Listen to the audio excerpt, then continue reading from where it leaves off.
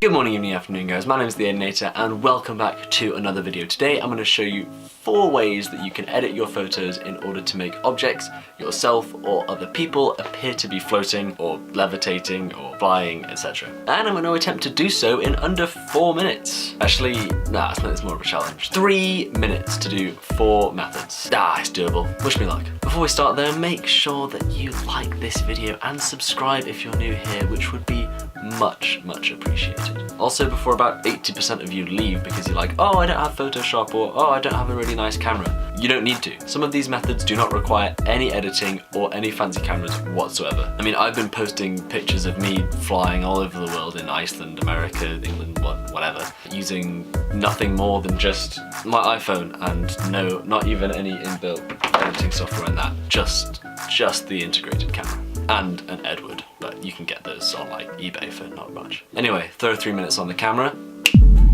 Let's begin. Number 1, using a fishing wire or string. Now this is a classic method of making stuff float. All you need is some string or fishing wire and an object, preferably a light one, to string up. Tie the string on and snap a photo. No sweat.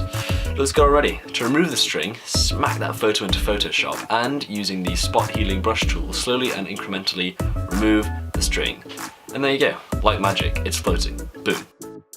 Number 2, throwing or jumping the object or yourself. This method requires 0 editing whatsoever. This is how I achieved all the photos in Iceland and America. Just a fast shutter speed or a frame rate, that's all you need. Set your camera's shutter speed to high in order to eliminate any motion blur and snap the photo, or you can alternatively use the burst function in an iPhone camera or shoot at a high frame rate in video like 120 or 240 FPS, and then you can just select the best frame. And there you go, you've achieved the effect in camera.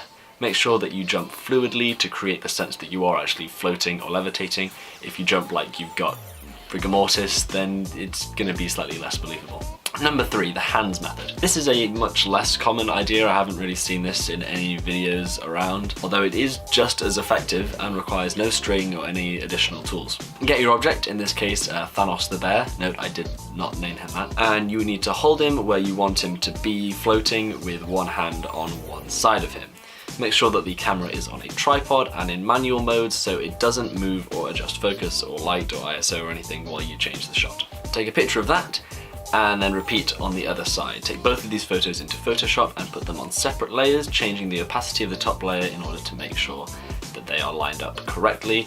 You may want to take multiple photos to make sure that you've got 2 that definitely are going to work, because if they are even slightly off, it's going to be quite obvious. And then it's as simple as using the eraser tool to rub out the hand on the top layer, and there you go, simple. Thanos is indeed floating. Number 4, the superimpose method. This works similar to the last method, except that you can't actually hold a human with one hand. It also allows you more freedom in how you jump than method 2 does. For this, even lighting is key. An environment where you can control the lighting like a studio is ideal, but an overcast day like today is also great because there's no sun messing with shadows and exposure. Get on a chair or a stool and strike a pose. You can be lying down, you can be standing on one foot, any pose that you want, with the intention of removing that chair or stool later in post. Then you're going to want to take a photo of just the background without you in it to use as a base. Take both of these photos into Photoshop. You can use the eraser tool again in Photoshop to erase that chair or that stool, leaving the background on the lower layer to fill in those gaps that you've created. Depends how good you are at Photoshop. I am awful. And there you go. What does the time say? Did I stick to 3 minutes, wasn't it? Oof.